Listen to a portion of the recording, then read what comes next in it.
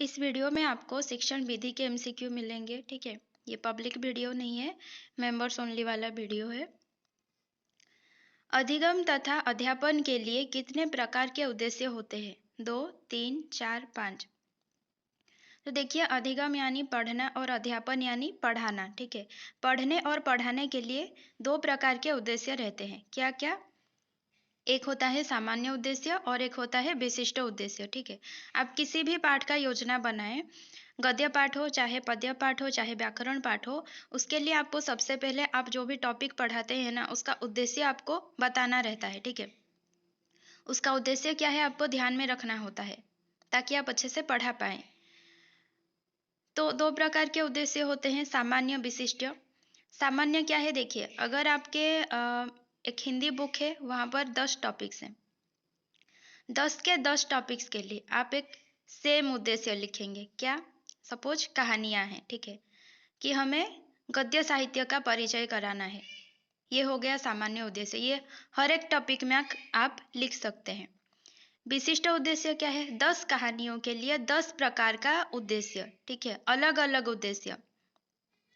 अगर आप पढ़ा रहे हैं नादान दोस्त, तो क्या होगा वहाँ पर? मित्रता, ठीक है। अगर वहाँ आप किसी किसी स्वतंत्रता कहानी पढ़ा रहे हैं, तो वहाँ पर क्या होगा कि हमें बच्चों को स्वतंत्रता का महत्व बताना है। तो ये जो अलग अलग प्रकार के उद्देश्य हो जाते हैं ना, मतलब अलग अलग विषय के लिए अलग अलग उद्देश्य होते हैं, ये हो जाएंगे विशिष्ट उद्देश्य। और अगर विषय अलग हैं लेकिन आप एक सेम उद्देश्य लिख रहे हैं हर एक के लिए, तो वो हो जाएगा सामान्य उद्देश्य, ठीक है। हिंदी भाषा शिक्षण का एक मुख्य उद्देश्य है व्याकरणिक नियम कंठस्थ कराना, मौन पठन के उपरांत शब्दार्थ कराना, प्रश्न पूछने, अपनी बात कहने का अवसर देना, भाषा का ज्ञान देना। यहाँ पर देखिए, ए बी सी ये तीनों उद्देश्य हैं। बच्चों को व्याकरणिक नियम कंठस्थ भी करना है, हालांकि समझना भी है, लेकिन कंठस्थ भी करना है ताकि उन्हें याद रहे। मौन पठन के उपरांत शब्दार्थ कराना, ये भी एक उद्देश्य है कि शब्दार्थ कराना है, ठीक है, शब्द के अर्थ बताना है। प्रश्न पूछने, अपनी बात कहने का अवसर देना, ये भी एक प्रकार का उद्देश्य है, लेकिन मुख्य उद्देश्य क्या है कि भाषा का ज्ञान देना, ठीक है। आप हिंदी भाषा, हिंदी लैंग्वेज जब पढ़ाते हैं ना, तो उसका मुख्य उद्देश्य क्या होता है कि लैंग्वेज के बारे में आपको ज्ञान देना है, ठीक है। किस प्रकार से उत्पत्ति हुआ, किस प्रकार से मतलब जैसे कि शब्द को हम गठन कैसे करेंगे, शब्द का प्रयोग कैसे करेंगे, ठीक है, क्रिया क्या है, इन सब का हमें ज्ञान देना है। बिल्कुल, मतलब भाषा का शुरू से लेकर अंत तक हमें ज्ञान देना है, ठीक है। तो हिंदी भाषा शिक्षण का मुख्य उद्देश्य क्या होगा? भाषा का ज्ञान देना। भाषा के कितने प्रकार के कौशल होते हैं? 1, 2, 3, 4। भाषा के 4 प्रकार के कौशल होते हैं, ठीक है। इसे एक रूल है, सुबोपली कहते हैं। सुबोपली, सु से क्या है? सुनना, बो से बोलना, प से पढ़ना और ली से लिखना, ठीक है। बच्चा सबसे पहले सुनता है और उसके बाद सुनने के बाद वो बोल पाता है। अगर किसी बच्चे के आसपास कोई बोल ही नहीं रहा होगा, ठीक है, तो वो बच्चा ना बहुत देरी से बोलता है, क्योंकि वो कभी सुना ही नहीं होता है, तो वो बोलेगा कैसे, है ना। तो सुनना सबसे पहले बच्चा काम करता है, उसके बाद बोल पाता है, बोल पाने के बाद वो पढ़ पाता है।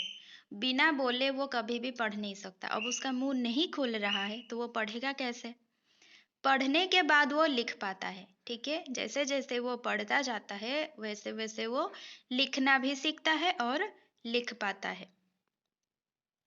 तो सबसे पहला कौशल क्या है? श्रवण, सुनना, ठीक है। और अंतिम कौशल क्या है? लेखन या लिखना। भाषा के अभिव्यक्तात्मक कौशल हैं सुनना, बोलना, बोलना, लिखना, पढ़ना, लिखना, सुनना, पढ़ना। अभिव्यक्तात्मक कौशल यानी क्या है कि किस कौशल से, जो 4 कौशल हैं, उन चारों में से किस कौशल के द्वारा हम अपने विचारों की अभिव्यक्ति करते हैं, ठीक है, अपने विचारों को बोल पाते हैं, दूसरों के समक्ष रख पाते हैं। अगर हम सुनते हैं, सुनने के द्वारा हम अपने विचारों की अभिव्यक्ति कर पाते हैं क्या? नहीं, बस हम सुनते हैं। और पढ़ना, जो चीज़ लिखा होगा बुक में या फिर कागज में कहीं भी लिखा होगा, सिर्फ आप उसी को पढ़ रहे हैं। क्या आप अपने विचारों की अभिव्यक्ति कर रहे हैं? नहीं। बोलना और लिखना, ठीक है?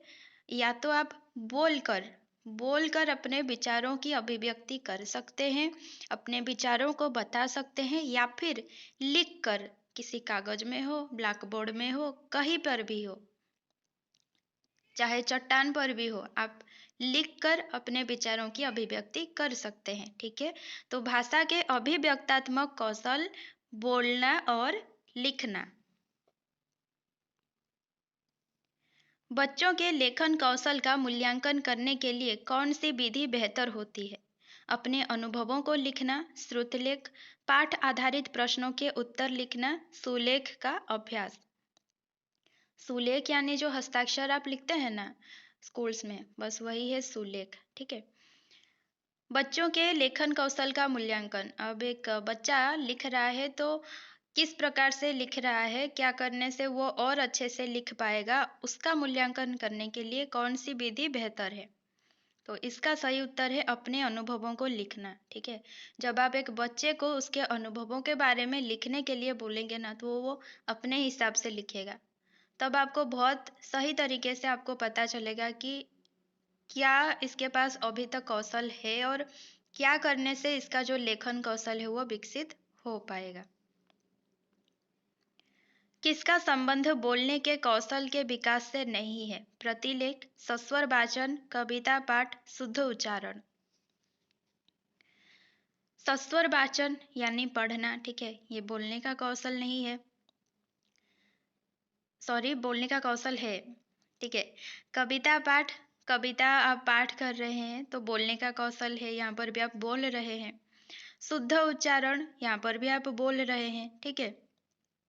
लेकिन प्रतिलेख में क्या होता है, आप लिखते हैं, ठीक है? क्या लिखते हैं? किसी बुक से देखकर या फिर कहीं भी कुछ भी लिखा हो उसको देखकर आप लिखते हैं, उसे क्या कहेंगे? प्रतिलेख। तो ये प्रतिलेख जो है ना, ये आप लिखने में यूज करते हैं, यानी लेखन के कौशल के विकास के लिए यूज करते हैं।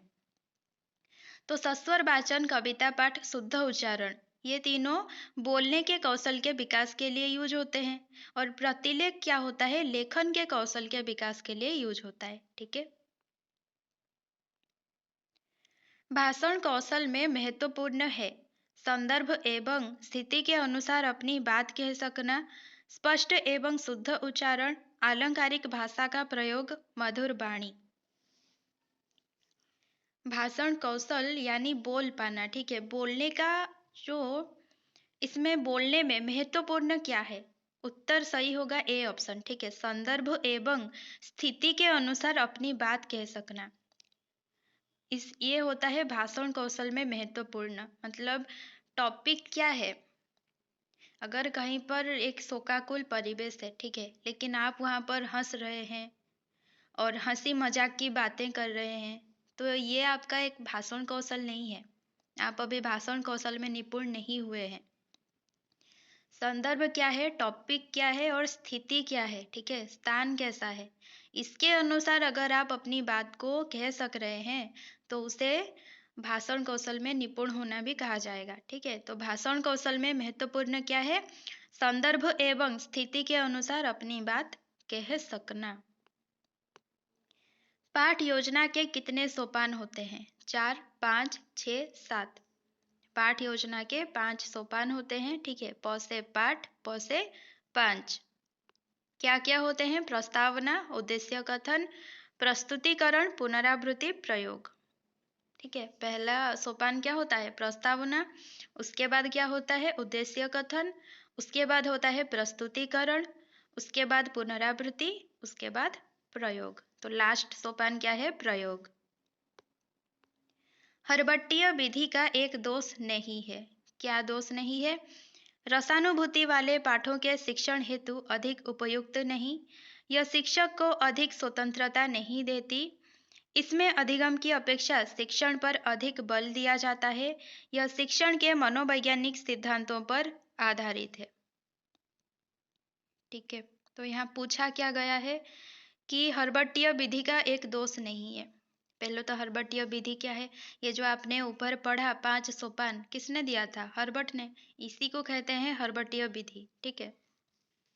तो इसका एक दोष नहीं है, मतलब बाकी 3 जो हैं दोष हैं, ठीक है। दोष क्या नहीं है देखिए, डी ऑप्शन देखिए, यह शिक्षण के मनोवैज्ञानिक सिद्धांतों पर आधारित है। मनोवैज्ञानिक सिद्धांत यानी बच्चों के अनुसार शिक्षण विधि आधारित है। बच्चों के आयु, बच्चों के रुचि, बच्चों के अरुचि, बच्चों के आवश्यकता, बच्चों की योग्यता, बच्चों की क्षमता, इन सबको ध्यान में रखकर शिक्षण विधि बनाई गई है। इसीलिए ये हर्बट विधि का दोष नहीं है, ये गुण है, ठीक है। तो डी ऑप्शन, यह शिक्षण के मनोवैज्ञानिक सिद्धांतों पर आधारित है, ये एक दोष नहीं है, ये गुण है।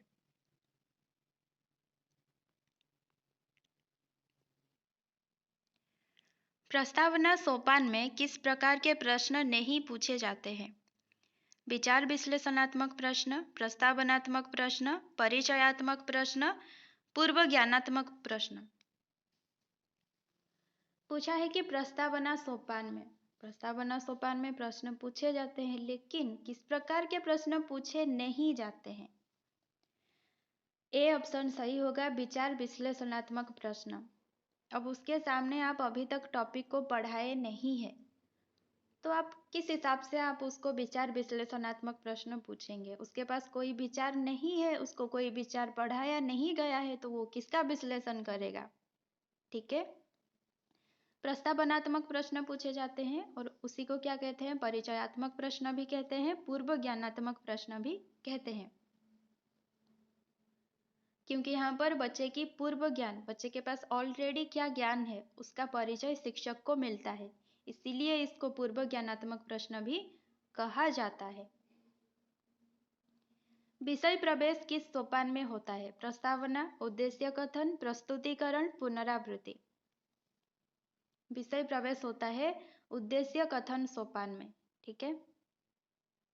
प्रस्तावना में टॉपिक का नाम निकल जाता है, उसके बाद उद्देश्य कथन होता है, टॉपिक का क्या उद्देश्य है शिक्षक उसको बताता है, और टॉपिक का नाम श्यामपट्ट पर लिखा जाता है, ठीक है। तो विषय में प्रवेश होता है। विषय प्रवेश किस सोपान में हुआ? उद्देश्य कथन। किस सोपान में शिक्षक विषय का ज्ञान श्यामपट्ट पर, विषय का नाम श्यामपट्ट पर लिखता है? तो मैंने अभी बताया कि उद्देश्य कथन सोपान में, ठीक है। प्रयोग, स्पष्टीकरण, प्रस्तावना, उद्देश्य कथन। सही क्या होगा? उद्देश्य कथन।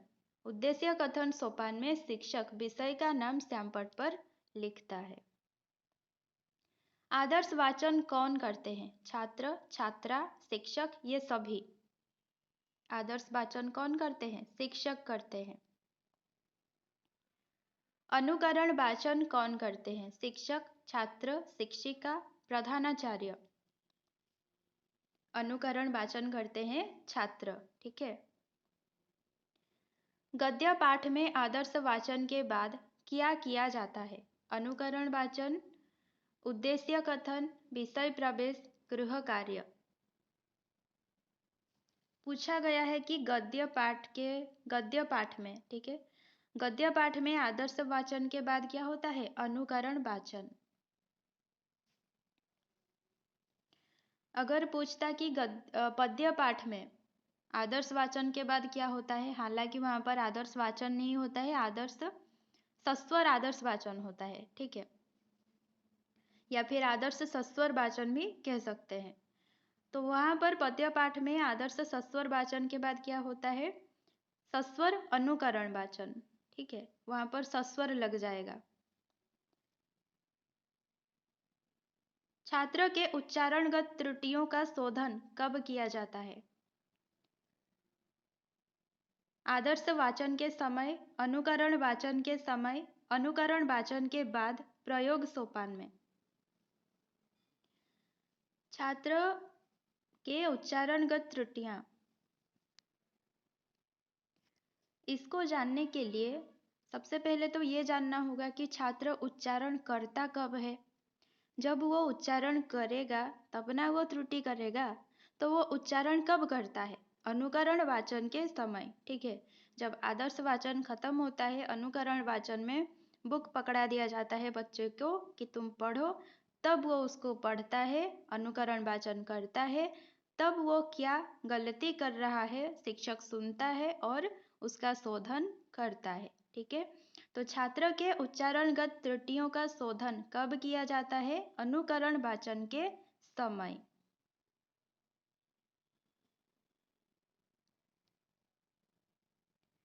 किस पाठ विधि में आदर्श सस्वर वाचन होता है? गद्य, कहानी, नाटक, पद्य। आदर्श सस्वर वाचन कहाँ होता है? पद्य पाठ विधि में।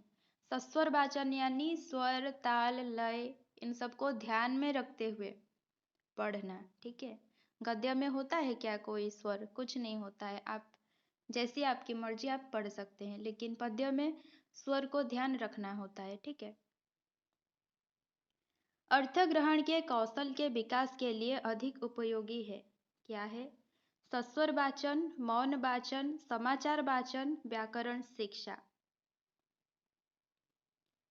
पूछा क्या गया है कि अर्थ ग्रहण के कौशल के विकास, यानी जब आप पढ़ रहे हैं, ठीक है, उसका जो भी लाइन आप पढ़ रहे हैं उसका अर्थ ग्रहण करना है और उस कौशल का विकास करना है।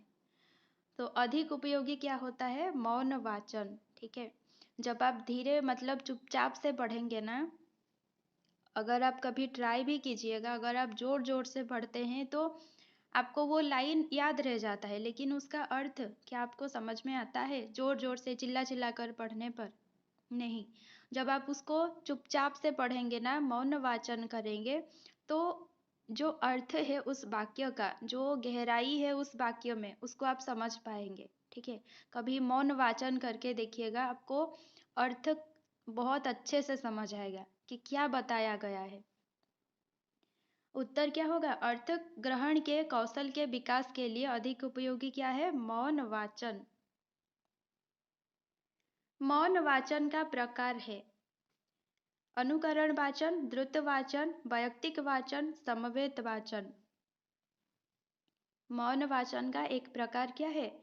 वैयक्तिक वाचन। ठीक है, मौन वाचन का दो प्रकार होते हैं, एक होता है वैयक्तिक वाचन और एक होता है सामूहिक वाचन। ठीक है, जब एक छात्र अकेले पढ़ रहा है मौन वाचन, तो वो होगा वैयक्तिक वाचन।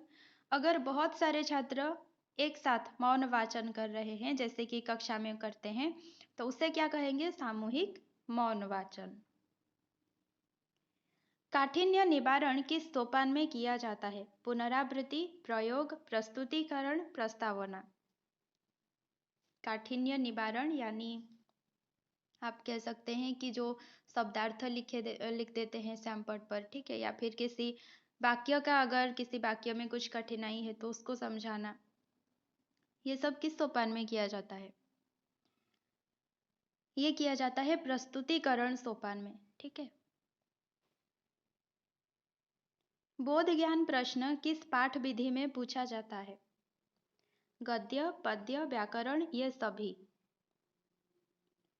बोध ज्ञान प्रश्न पूछा जाता है गद्य पाठ में। ठीक है, अगर पद्य पाठ लीजिए तो पद्य पाठ में भाव बोध प्रश्न पूछे जाते हैं। ठीक है, गद्य पाठ में बोध ज्ञान प्रश्न और पद्य पाठ में भाव बोध प्रश्न,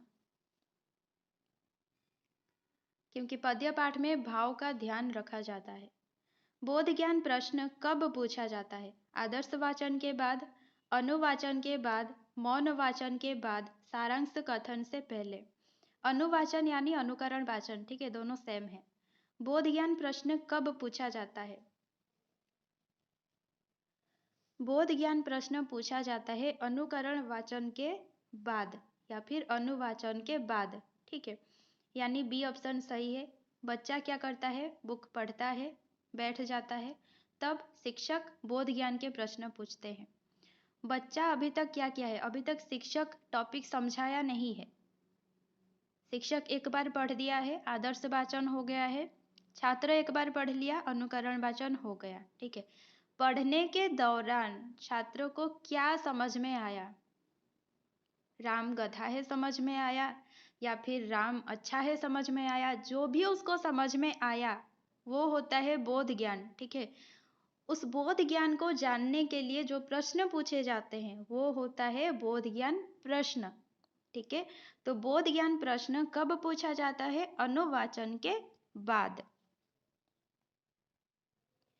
विचार विश्लेषणात्मक प्रश्न कब पूछा जाता है? मौन वाचन के बाद, सारांश कथन से पहले। ए बी दोनों सही है, केवल ए सही है। विचार विश्लेषणात्मक प्रश्न कब पूछा जाता है? मौन वाचन के बाद। ठीक है, और सारांश कथन से पहले, ये दोनों ही सही है, ए बी दोनों सही है। आपने बोध ज्ञान प्रश्न पूछ लिया, छात्र ने राम को क्या समझा आपने जान लिया। ठीक है, बोध ज्ञान आपने उसका पहचान लिया। उसके बाद आप क्या करते हैं? पाठ्य बिंदु का स्पष्टीकरण करते हैं। ठीक है, सही क्या है आप टॉपिक उसको पढ़ाते हैं, बच्चे को समझाते हैं, काठिन्य निवारण करते हैं। ठीक है, क्या क्या कठिनाई है उसका निवारण करते हैं। एक बार जब आप स्पष्टीकरण कर लिए टॉपिक का, उसके बाद आप बच्चों को बोलते हैं कि मौन वाचन कीजिए, चुपचाप पढ़िए।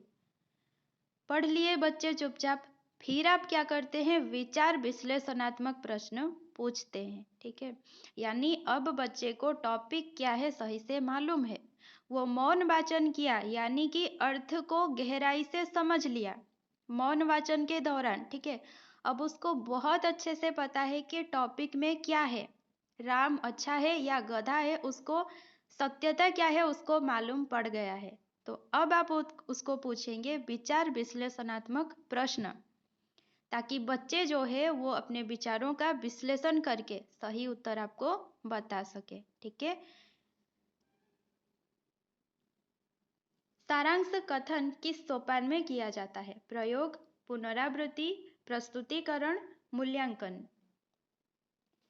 सारांश कथन अभी मैंने बताया कब होता है, बताया नहीं, अभी बता देती हूँ। सारांश कथन होता है विचार विश्लेषणात्मक प्रश्न पूछने के बाद। ठीक है, बच्चों को एक बार आप विचार विश्लेषणात्मक प्रश्न पूछ लेते हैं, उसके बाद आपको फिर से सारांश कहना होता है। जो भी आपने टॉपिक पढ़ाया है, टॉपिक का जितना भी पाठ पढ़ाया है, उस पाठ का, उस अंश का एक सारांश। ठीक है, एक समरी कुछ 10-12 वाक्यों में आपको बोलना होता है। सारांश कथन किस सोपान में होता है? पुनरावृत्ति। ठीक है, यहाँ पर पूछा है किस सोपान में होता है, तो ये होता है पुनरावृत्ति सोपान में। और अगर पूछे कि किसके बाद होता है, तो विचार विश्लेषणात्मक प्रश्न पूछने के बाद। ठीक है, सारांश कथन किसके बाद होता है? विचार विश्लेषणात्मक प्रश्न पूछने के बाद। सारांश कथन किस सोपान में होता है? किस सोपान में किया जाता है? पुनरावृत्ति, पुनः आवृत्ति, जो आपने टॉपिक में पढ़ाया उसको पुनः दोहराना। ठीक है, वो होता है सारांश कथन, पुनरावृत्ति सोपान में होता है। कक्षा कार्य और गृह कार्य किस सोपान के अंतर्गत आते हैं? प्रयोग, प्रस्तावना, उद्देश्य कथन, ये सभी। कक्षा कार्य क्लास वर्क, ठीक है, गृह कार्य होमवर्क किस सोपान के अंतर्गत आते हैं? ये आते हैं प्रयोग सोपान के अंतर्गत। कक्षा कार्य में आप व्याकरणिक कार्य भी करवाते हैं। ठीक है, शुद्ध वर्तनी लिखने के लिए देंगे ब्लैक बोर्ड में, या फिर विलोम शब्द लिखने के लिए देंगे। ठीक है, ये हो गया आपका व्याकरणिक कार्य। तो अगर पूछे कि व्याकरणिक कार्य किस सोपान में किया जाता है, वो भी क्या होगा? प्रयोग सोपान। व्याकरणिक कार्य किस सोपान में होता है? प्रस्तावना, प्रस्तुतिकरण, प्रयोग, पुनरावृत्ति। तो बताया क्या है अभी? व्याकरणिक कार्य किस सोपान में होता है? प्रयोग सोपान में होता है। भाव विश्लेषण प्रश्न किस पाठ विधि में पूछा जाता है? गद्य, उपन्यास, व्याकरण, पद्य। जब विश्लेषण प्रश्न के पहले भाव लग जाए, भाव हमें कहाँ मिलता है? भाव, भावना, अनुभव, ये सब हमें कहाँ मिलता है? पद्य में। ठीक है, हम उसके भाव को ग्रहण करते हैं, उसके रस को ग्रहण करते हैं पद्य में। भाव विश्लेषण प्रश्न कहाँ पूछा जाता है? पद्य पाठ विधि में। नियम निर्धारण प्रश्न किस पाठ विधि में पूछा जाता है? गद्य, पद्य, व्याकरण, साहित्य। आप तो 3 प्रकार के पाठ विधि पढ़ते हैं, गद्य, पद्य, व्याकरण, ठीक है। गद्य में कोई नियम नहीं होता है, पद्य में भी कोई नियम नहीं पढ़ाते हैं आप बच्चों को, ठीक है। नियम कहाँ पढ़ाते हैं? व्याकरण में, कि संज्ञा का नियम क्या है। लिंग जब पढ़ाते हैं तो कौन सा नियम पढ़ा, मतलब किस नियम से आप स्त्रीलिंग पहचानेंगे, किस नियम से आप पुल्लिंग पहचानेंगे, किस नियम से वर्तमान काल पहचानेंगे, किस नियम से हेतु हेतु मत भविष्य काल पहचानेंगे, ठीक है। नियम कहाँ पढ़ाते हैं? व्याकरण पाठ विधि में। तो नियम निर्धारण प्रश्न कहाँ पूछेंगे? व्याकरण पाठ विधि में, ठीक है। सी ऑप्शन सही होगा।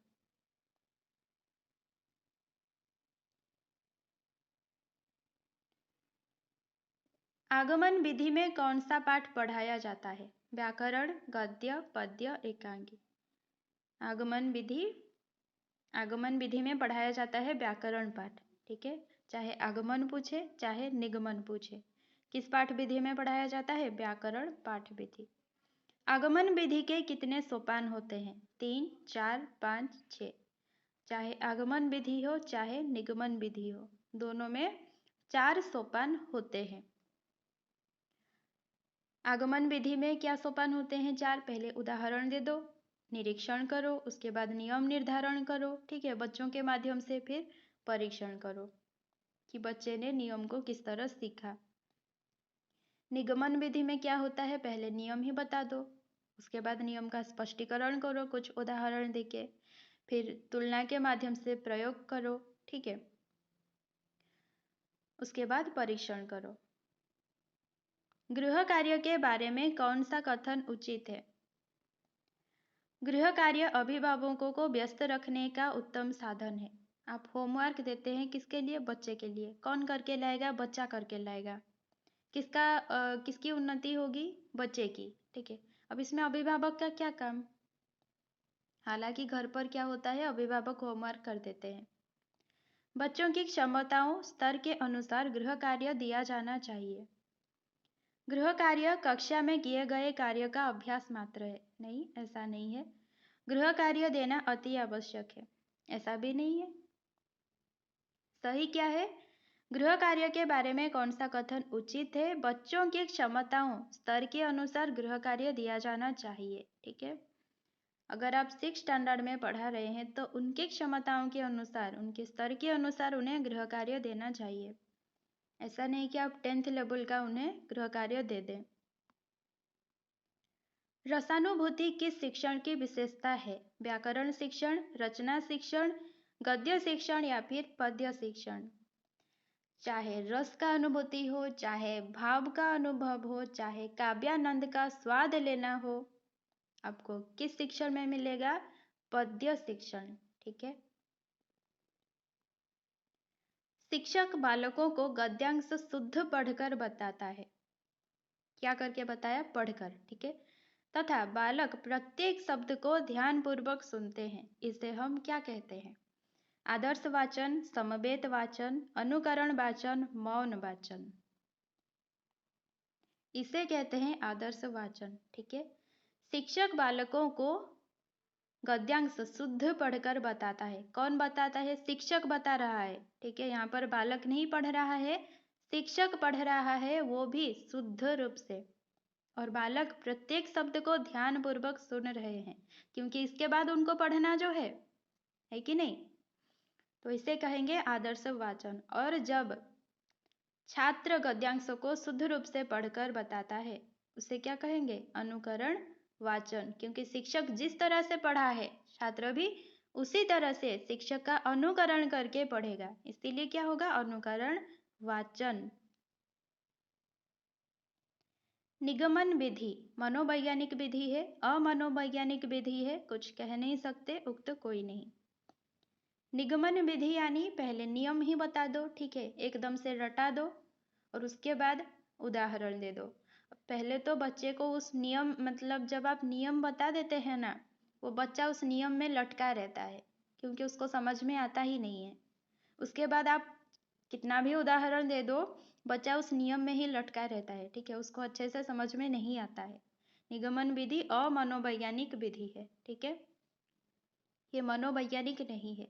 आगमन विधि मनोवैज्ञानिक विधि है। पहले आप उदाहरण दे देते हैं, बच्चा उस उदाहरणों में उलझा जाता है, फिर आप नियम बताते हैं तो वो नियम सुनकर वो सुलझ जाता है। ठीक है, तो ये हो गया आगमन विधि, निगमन विधि। और ये भी पूछा जाता है कि व्याकरण पढ़ाने के लिए उपयुक्त विधि कौन सी है, तो वो उपयुक्त विधि होगा आगमन विधि। ठीक है, वाक्य विश्लेषण के शिक्षण हेतु उपयुक्त विधि है निगमन विधि, गीत अभिनय विधि, आगमन विधि, उक्त सभी। वाक्य विश्लेषण कहाँ करते हैं आप? व्याकरण में करते हैं। ठीक है, वाक्यों को किस तरह से तोड़ोगे? अगर एक लंबा सा वाक्य है, आप उसको कर्ता को तोड़ के दिखाओगे, क्रिया को तोड़ के दिखाओगे, कर्म को तोड़ के दिखाओगे कि ये कर्म है, ये क्रिया है, क्रिया का कर्ता के साथ संबंध है, क्रिया का जिस पर फल पड़ता है वो कर्म है। ठीक है, तोड़ तोड़ कर समझा रहे हैं, व्याकरण में समझाते हैं। और व्याकरण में उपयुक्त विधि कौन सी है? आगमन विधि। अनुकरण वाचन के भेद हैं 3, 4, 2, 5। चाहे अनुकरण हो चाहे मौन हो।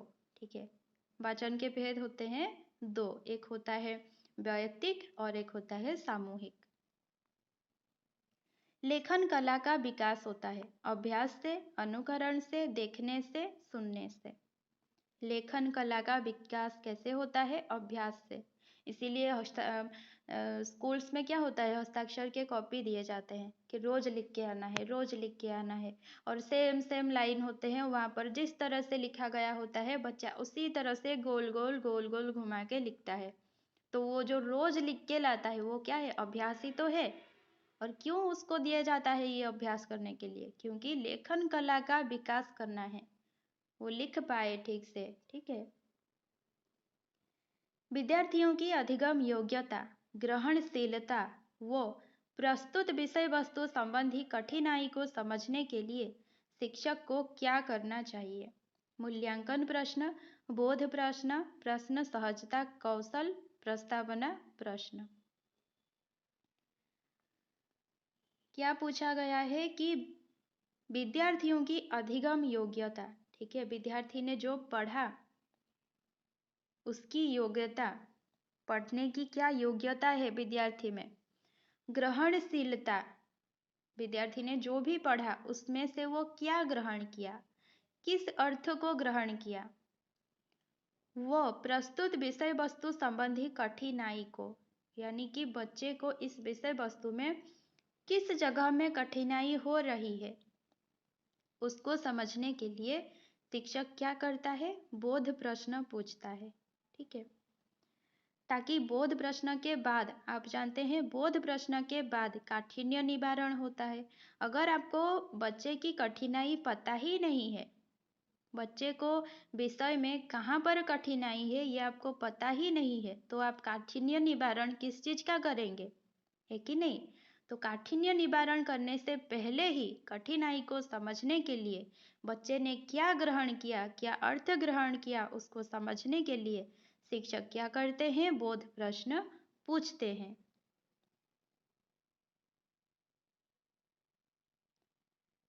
मौन पाठ का लाभ है एकाग्रचित्त होकर ध्वनियों का शुद्ध उच्चारण करना, स्वाध्याय की प्रवृत्ति विकसित होती है, उच्चारण अभ्यास हेतु अवसर मिलता है, पठन की शुद्धता का संवर्धन होता है।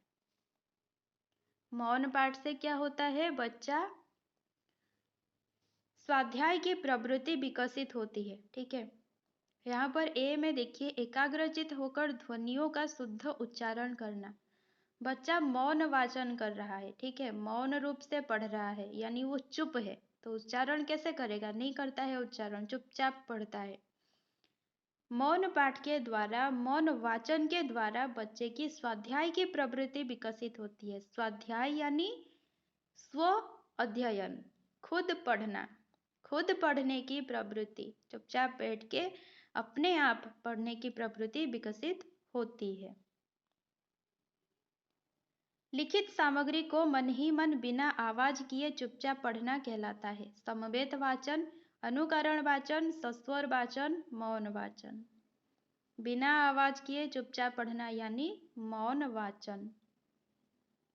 प्रस्तावना का मूल आधार है पुनरावलोकन, पुनरावृत्ति, विशिष्ट उद्देश्य, पूर्व ज्ञान। प्रस्तावना में आपने बच्चे को कुछ भी नहीं पढ़ाया है, ठीक है, शुरू ही नहीं किया है पढ़ाना। तो प्रस्तावना में मूल आधार होता है बच्चे के पास इस टॉपिक से रिलेटेड क्या पूर्व ज्ञान है, क्या पूर्व अनुभव है, क्या पूर्व धारणाएं है, क्या पूर्व विचार है, ठीक है। तो प्रस्तावना का मूल आधार क्या है? पूर्व ज्ञान। किसका पूर्व ज्ञान? बच्चे का पूर्व ज्ञान। सामान्य से विशिष्ट की और का सिद्धांत किस विधि में लागू होता है? संश्लेषण, विश्लेषण, आगमन, निगमन। सामान्य, जनरल, कॉमन, सबके लिए होता है, ठीक है। उसके बाद विशिष्ट, स्पेसिफिक, ठीक है। सपोज हाथ ले लीजिए, सामान्य हाथ सबके पास है, हाथ, ठीक है, सबका अगर हाथ देखेंगे तो हाँ सभी के पास आपको सेम सेम हाथ लगेंगे, दो दो हाथ होते हैं, सेम है। विशिष्ट क्या है? उंगलियां, ठीक है। सभी के उंगलियां सेम सेम नहीं होते हैं, किसी के छोटे छोटे होंगे, किसी के मोटे मोटे होंगे, किसी के लंबी लंबी होंगे, है ना। ये हो गया विशिष्ट, ठीक है। सामान्य यानी सामान्य नियम, विशिष्ट यानी विशिष्ट उदाहरण। तो पहले आप नियम बता रहे हैं, उसके बाद उदाहरण दे रहे हैं। ये किस विधि में लागू होता है? निगमन। शब्द भंडार में वृद्धि के लिए सर्वाधिक उपयुक्त है अलंकार शिक्षण, गद्य शिक्षण, पद्य शिक्षण, व्याकरण शिक्षण। शब्द भंडार में वृद्धि के लिए सर्वाधिक उपयुक्त है गद्य शिक्षण, ठीक है। और भी एक पूछा जाता है कि पढ़ने के साथ साथ छात्र का चरित्र निर्माण किसमें होता है? गद्य शिक्षण में होता है। व्याकरण पाठ के समय प्रस्तावना में कैसे प्रश्न पूछे जाते हैं? व्याख्या के द्वारा पूछे जाते हैं, कथा के द्वारा, उदाहरणों के द्वारा, गीत के द्वारा। व्याकरण पाठ के समय प्रस्तावना कैसे प्रश्न से पूछे जाते हैं? उदाहरणों के द्वारा, ठीक है। फॉर एग्जाम्पल आप संज्ञा पढ़ा रहे हैं तो आपको नियम क्या बताना है कि किसी नाम को हम संज्ञा कहते हैं, ठीक है। जाति का नाम हो, समूह का नाम हो, किसी नाम को हम संज्ञा कहते हैं। तो आपको इस तरह से उदाहरण प्रस्तुत करने हैं कि बच्चे को एक एक नाम का पता चले, एक देश का नाम पता चले, किसी पर्वत का नाम पता चले, किसी अनाज का नाम पता चले, ठीक है। तो उदाहरणों के माध्यम से व्याकरण पाठ के समय प्रस्तावना प्रश्न पूछे जाते हैं। परीक्षण कब किया जाता है? सारांश कथन के बाद, कक्षा कार्य के बाद, गृह कार्य से पहले, विचार विश्लेषणात्मक प्रश्न के बाद। परीक्षण कब किया जाता है? सारांश कथन के बाद, ठीक है। सारांश कथन के बाद आप मूल्यांकन प्रश्नों के माध्यम से बच्चे की परीक्षण करते हैं और ये किस सोपान में होता है? पुनरावृत्ति। आगमन विधि में परीक्षण कब किया जाता है? उदाहरण प्रस्तुत करने के बाद, निरीक्षण के बाद, नियम निर्धारण के बाद, नियम निर्धारण से पहले। आगमन विधि में परीक्षण कब किया जाता है? नियम निर्धारण के बाद, ठीक है।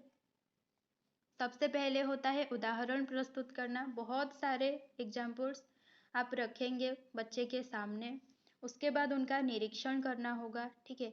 कि इस उदाहरण में आप ये देखिए, इस उदाहरण में ये ऑब्जर्व कीजिए, इस उदाहरण में ये निरीक्षण कीजिए। उसके बाद नियम निर्धारण।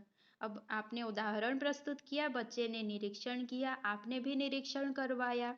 अब उदाहरण के साथ बच्चे ने जो सोचा, जो जाना, उसको तुलना करके, ठीक है, उसको तुलना करके आपको नियम बता देना है बच्चों से, या फिर वो खुद भी बता सकते हैं नियम। ये हो गया नियम निर्धारण। उसके बाद परीक्षण करना है, ठीक है, कि बच्चे ने सही से नियम को जाना, सही से नियम को समझाया या फिर नहीं, ठीक है। नियम को किस तरह से बच्चा समझ पाया या फिर नहीं समझ पाया, या फिर कहीं कहीं पर कठिनाई हुई बच्चे को, इसको समझने के लिए परीक्षण किया जाता है। तो आगमन विधि में परीक्षण कब किया जाता है? नियम निर्धारण के बाद।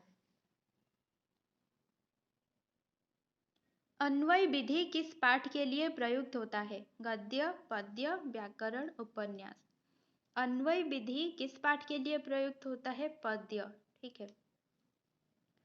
अब अन्वय विधि क्या है?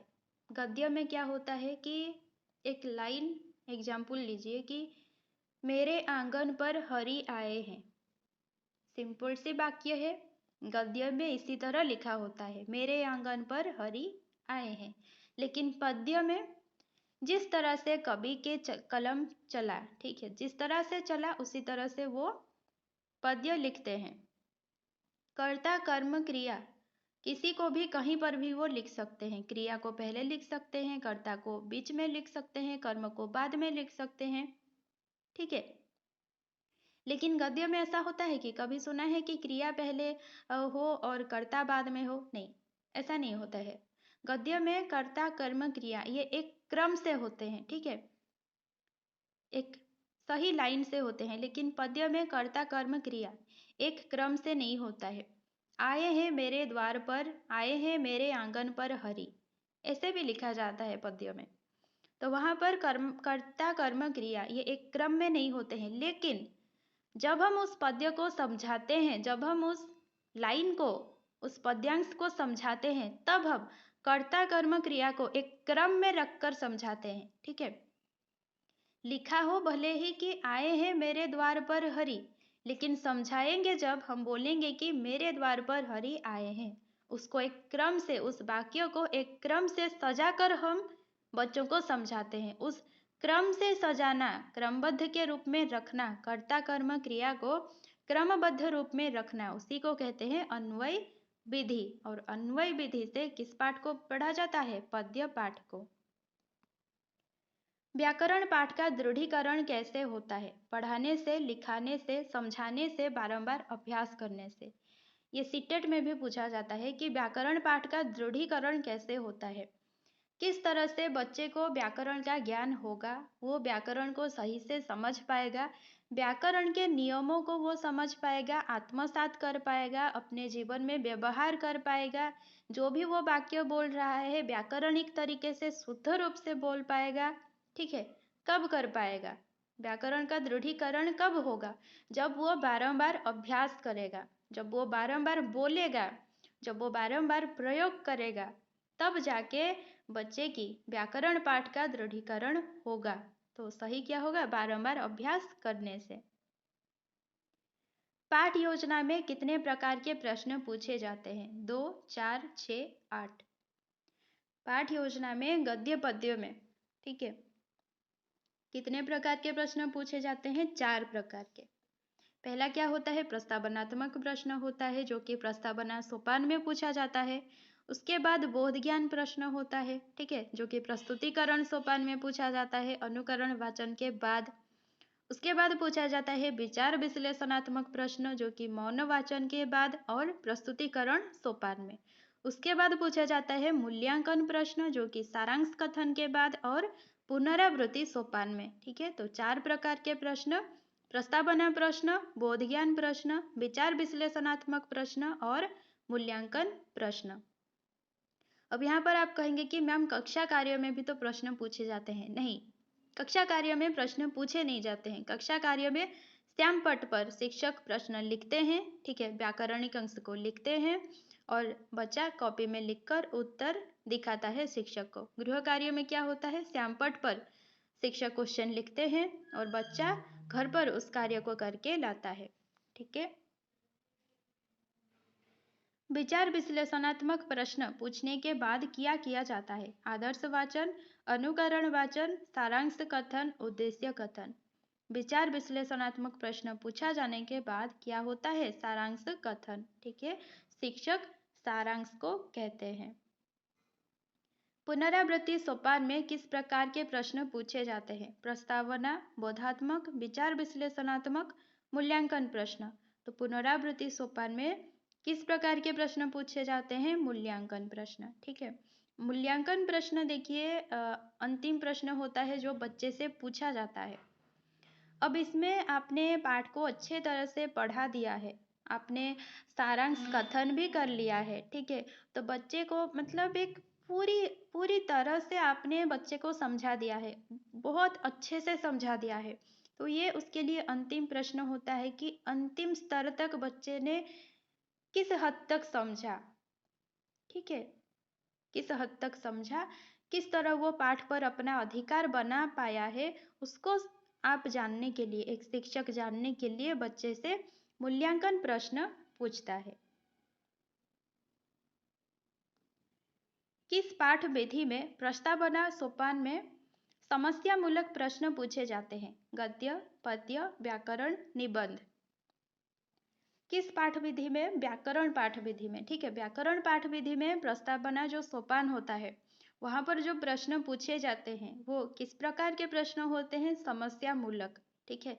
समस्यामूलक प्रश्न यानी जो भी आप क्वेश्चन पूछ रहे हैं उसके दौरान जो बच्चा उत्तर दे रहा है उस उत्तर में बच्चे का मन लगे, ठीक है। बच्चे को लगे कि इस उत्तर के साथ कुछ तो हमारे टॉपिक का लिंक है। फॉर एग्जाम्पल जो संज्ञा में आप प्रश्न पूछे, ठीक है, संज्ञा में क्या प्रश्न पूछे कि पर्वत का नाम, ठीक है। अगर आप पूछते हैं कि किसी पर्वत का नाम पूछते हैं तो सपोज पर्वत का नाम वो हिमालय बताता है बच्चा, ठीक है। तो उसको उसको इतना तो मालूम पड़ेगा कि ये जो हिमालय है किसी पर्वत का नाम है, ठीक है। अगर किसी ने भारत आंसर दिया है देश का नाम, तो बच्चा ये भी सुन रहा है कि ये जो भारत है ये किसी देश का नाम है, ठीक है। तो पग पग पर एक एक क्वेश्चन पर बच्चे को एक एक नाम का पता चल रहा है, ठीक है। तो उसी के प्रति बच्चे का ध्यान आकर्षित होगा। इसी को ही कहते हैं समस्यामूलक प्रश्न। गद्य पद्य पाठ में समस्यामूलक प्रश्न नहीं पूछते हैं, ठीक है। बहुत ही सरल सरल प्रश्न पूछते हैं, बच्चा अपने पूर्व ज्ञान से उत्तर दे देता है। बहुत ही छोटे छोटे प्रश्न टॉपिक से रिलेटेड नहीं भी हो सकते हैं, वो बाहर से छोटे छोटे प्रश्न होते हैं, ठीक है। लेकिन व्याकरण पाठ विधि में क्या होता है कि समस्यामूलक प्रश्न पूछे जाते हैं। व्याकरण पाठ विधि में नियम निर्धारण प्रश्न कब पूछे जाते हैं? उदाहरणों के चयन के बाद, विश्लेषणात्मक प्रश्न पूछने के बाद, नवीन तथ्यों से परिचित कराने के बाद, नियम लिखने के बाद। व्याकरण पाठ विधि में देखिए होता क्या है, पहले उदाहरणों का चयन होता है, शिक्षक बहुत सारे उदाहरण देते हैं, उसके बाद चार्ट का प्रदर्शन होता है, उन उदाहरणों को लेकर शिक्षक चार्ट दिखाते हैं, ठीक है। अगर ये भी क्वेश्चन बन सकता है कि चार्ट का प्रदर्शन किस पाठ विधि में किया जाता है, तो व्याकरण पाठ विधि में। उसके बाद चार्ट प्रदर्शन हो गया, फिर शिक्षक क्या करते हैं? विश्लेषणात्मक प्रश्न पूछते हैं, यानी जो उदाहरण शिक्षक ने बताया, जो चार्ट शिक्षक ने दिखाया, उसका विश्लेषण करके छात्र उत्तर देता है। उसके बाद नवीन तथ्यों से परिचय। अब छात्रों को थोड़ा थोड़ा कुछ कुछ समझ में आया, ठीक है। तो जो जितना उसको समझ में आया छात्र ने बोला। उसके बाद जो उसने नहीं बोला, जो नवीन तथ्य है, जो उस बच्चे को जानना चाहिए, जो उस टॉपिक में है, जो शिक्षक को पढ़ाना है, उस नवीन तथ्य को शिक्षक बच्चे को बताता है, ठीक है। तो नवीन तथ्य को कब बताया? विश्लेषणात्मक प्रश्न पूछने के बाद। नवीन तथ्यों से परिचय करा देने के बाद शिक्षक पूछता है नियम निर्धारण के प्रश्न। अब बच्चे को अपना जो पूर्व ज्ञान था उसके साथ साथ शिक्षक के द्वारा बताए गए नवीन ज्ञान का भी परिचय हुआ, यानी कि जो नया तथ्य है नियम के बारे में, ठीक है, उसके बारे में बच्चा ने समझ लिया, ठीक है। अब शिक्षक पूछते हैं नियम निर्धारण प्रश्न, यानी नियम को कहाँ तक समझा, किस हद तक समझा और कहाँ पर नहीं समझ पाया। इसको समझने के लिए शिक्षक बच्चे से क्या पूछते हैं? नियम निर्धारण प्रश्न। तो यहाँ पर उत्तर क्या होगा? नियम निर्धारण प्रश्न कब पूछे जाते हैं? नवीन तथ्यों से परिचय कराने के बाद। और नियम निर्धारण प्रश्न पूछे जाने के बाद क्या होता है? नियम को श्यामपट्ट पर लिख दिया जाता है। व्याकरण पाठ विधि में गृह कार्य के अंतर्गत कौन सा कार्य उपयुक्त होगा? सीखे गए सिद्धांतों या परिभाषा को याद करने के लिए कहना, विषय वस्तु से संबंधित नवीन उदाहरण प्रस्तुत करने के लिए कहना, पुस्तक में दिए गए अभ्यास कार्य से संबंधित कार्य पूरा करने के लिए कहना, या फिर ये सभी। यहाँ पर उत्तर होगा ये सभी। ठीक है। पूछा क्या गया है कि गृह कार्य के अंतर्गत व्याकरण पाठ विधि में आप क्या क्या कार्य दे सकते हैं। तो आप छात्र को ये भी बोल सकते हैं कि जो भी आज आपने सिद्धांत सीखा, जो भी आप नियम सीखा, जो भी परिभाषा सीखा, उसको याद कर लो। ठीक है, ये भी गृह कार्य दे सकते हैं। विषय वस्तु से संबंधित नवीन उदाहरण प्रस्तुत करने के लिए कहना, आप ये भी कह सकते हैं कि मैंने जिस तरह से आज आप लोगों को उदाहरण दिखाया, उस तरह से आप लोगों को भी नवीन उदाहरण प्रस्तुत करके लाना है। तो ये भी हो सकता है। पुस्तक में दिए गए अभ्यास कार्य से संबंधित कार्य पूरा करने के लिए कहना। अब देखिए, स्कूल्स में होता क्या है कि एक टॉपिक को आप एक दिन में नहीं पढ़ाते हैं, एक टॉपिक का कुछ एक अंश पढ़ाते हैं एक दिन में। ठीक है, तो उस अंश से रिलेटेड बुक में अभ्यास कार्य रहता है, एक बड़ा सा अभ्यास कार्य। पूरा अभ्यास कार्य नहीं देना है। क्या करना है कि उस अंश से, जो अंश आप पढ़ाए हैं, उस पार्ट से रिलेटेड अभ्यास कार्य में जो भी क्वेश्चंस होंगे उनको करके लाना है। ठीक है, अभ्यास कार्य से संबंधित कार्य पूरा करने के लिए कहना। तो ये भी हो सकता है। इसलिए व्याकरण पाठ में ये तीनों गृह कार्य के रूप में आप दे सकते हैं।